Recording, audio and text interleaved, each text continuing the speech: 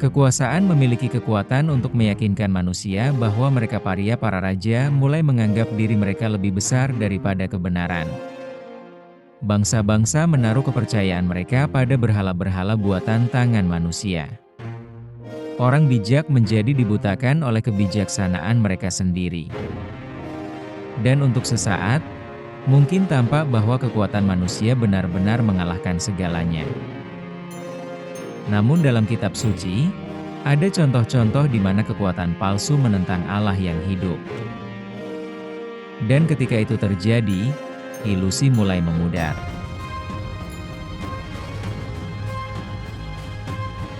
Istana Firaun dirancang untuk membangkitkan kekaguman. Pilar-pilar megah menjulang ke langit-langit seperti pohon batu. Obor-obor berkelap-kelip di dinding yang dilapisi emas dan dihiasi dengan patung-patung yang mewakili dewa-dewa Mesir. Dan yang terpenting, ada Firaun, penguasa kekaisaran terbesar di bumi. Lalu pintu-pintu itu terbuka. Dua orang Ibrani memasuki istana kerajaan. Tanpa pasukan, tanpa senjata, tanpa kekayaan. Hanya sebuah pesan, Allah kami, Tuhan Allah Israel, telah mengutus kami kepadamu dengan pesan ini. Biarkan rakyatku pergi. Kemungkinan beberapa orang di istana tersenyum sinis. Mesir telah menaklukkan banyak bangsa. Mengapa Firaun harus takut pada dewa para budak? Raja Mesir berkata, "Siapakah Tuhanmu yang berani memerintah Firaun? Aku tidak mengenalmu dan aku tidak akan membiarkanmu pergi."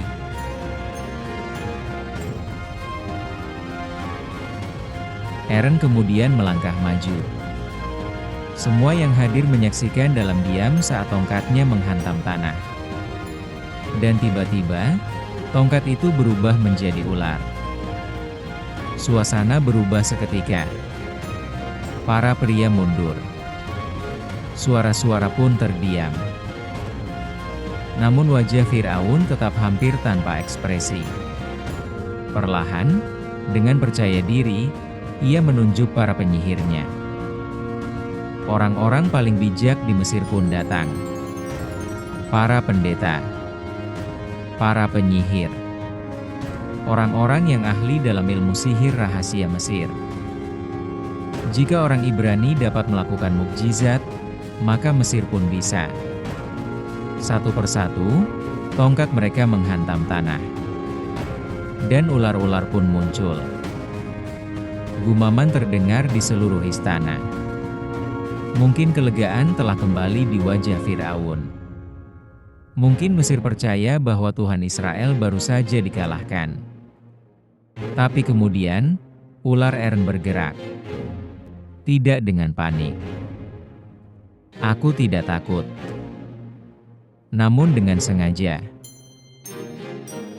Di depan mata Firaun dan seluruh kerajaannya, dia menelan yang lain bulat-bulat. Keheningan mencekam menyelimuti ruangan. Pesan itu mustahil untuk diabaikan. Kekuatan Mesir dapat meniru tanda itu, tetapi mereka tidak dapat mengalahkan Tuhan yang menjadi sumbernya. Namun, Firaun mengeraskan hatinya, dan hukuman pun semakin diperberat. Sungai Nil berubah menjadi darah. Ikan-ikan tak bernyawa mengapung di sungai yang dipuja Mesir sebagai tempat suci. Bau kematian menyebar di seluruh negeri. Namun, alih-alih memohon belas kasihan, para penyihir meniru wabah penyakit tersebut. Selain itu, untuk mengubah air menjadi darah.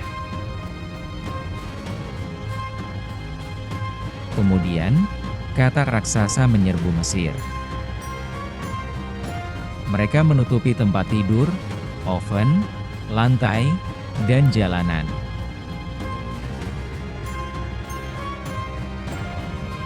Dan sekali lagi, para pesulap membuat lebih banyak katak muncul. Tidak ada lagi penderitaan. Tidak ada lagi kekacauan. Tidak ada lagi penghakiman. Tetapi tidak ada pembebasan. Karena kekuatan ilusi dapat meniru penampilan, sementara tetap sama sekali tidak berdaya untuk menyelamatkan. Pada awalnya, para penyihir Firaun berdiri dengan angkuh di dekat tahta. Mereka secara terbuka menentang Musa dan terang-terangan mengejek peringatan Tuhan. Berkali-kali, mereka mencoba mempertahankan ilusi bahwa Mesir tetap berada di bawah kendali mereka. Tetapi pemberontakan terhadap Tuhan pasti akan berakhir. Kemudian datanglah wabah bisul. Abu dilemparkan ke udara di hadapan Firaun. Dan tiba-tiba, luka-luka yang menyakitkan menyebar ke seluruh Mesir. Kulit dipenuhi lepuk. Tubuh menjadi lemah. Bumi mengerang di bawah beban penghakiman. Bahkan para ahli sihir pun terkesan. Orang-orang yang sebelumnya berdiri dengan percaya diri di hadapan Musa kini kesulitan menunjukkan wajah mereka. Malu. Istana kerajaan menyaksikan pemandangan itu, terdiam karena takjub. Firaun menatap tak berdaya pada orang-orang yang pernah dipercayanya. Dan kitab suci menceritakan momen ini dengan kesederhanaan yang menakutkan. Mereka tidak dapat berdiri di hadapan Musa. Bukan karena Musa telah menyerah mereka, atau karena Israel telah menaklukkan mereka, tetapi karena Allah yang mereka lawan mengungkapkan kerapuhan kekuatan manusia. Mereka yang dulunya meniru mukjizat, kini menjadi bukti nyata penghakiman.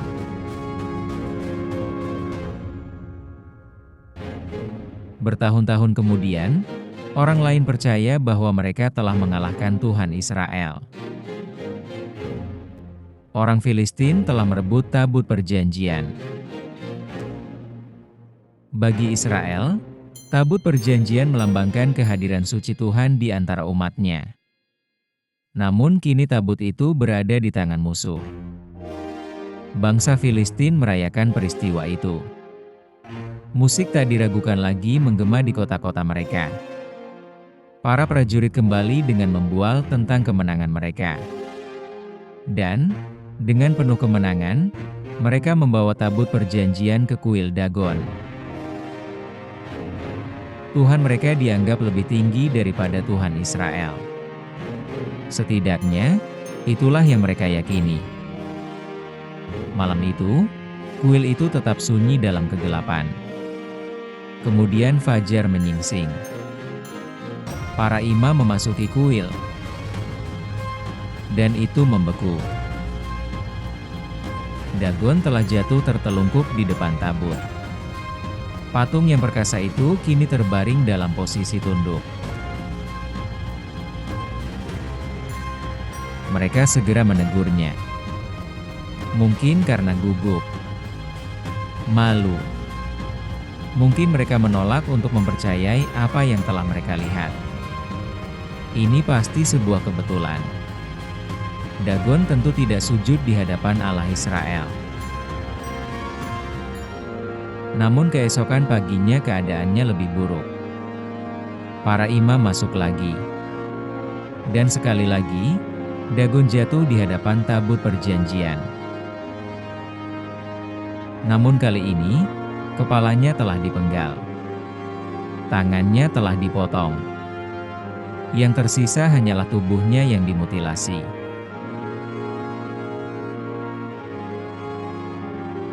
Pesan itu sangat jelas. Tuhan yang diciptakan manusia tidak dapat eksis di hadapan Tuhan yang hidup.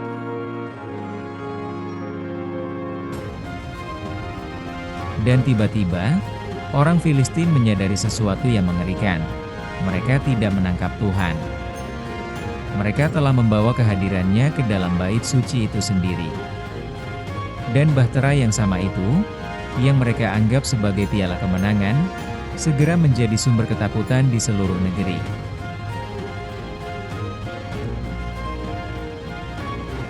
Kitab suci berulang kali mengungkapkan kelemahan kekuatan palsu. Apa yang tampak kuat di mata manusia seringkali runtuh di hadapan Tuhan. Kekaisaran bangkit. Orang-orang sombong membual. Kekuatan palsu meniru kebenaran. Namun pada akhirnya, ilusi itu akan sirna. Karena tak ada tahta, tak ada berhala, tak ada kekuatan manusia yang dapat melawan Dia yang berkuasa atas langit dan bumi.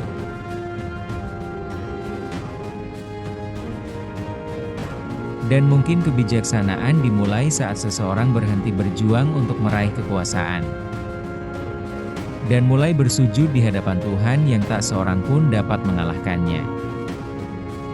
Jika Anda menyukai kisah-kisah Alkitab yang dihidupkan kembali seperti film, narasi spiritual, sejarah Alkitab, dan inspirasi berbasis iman yang kuat, berlanggananlah Bible Fight Express untuk episode lainnya.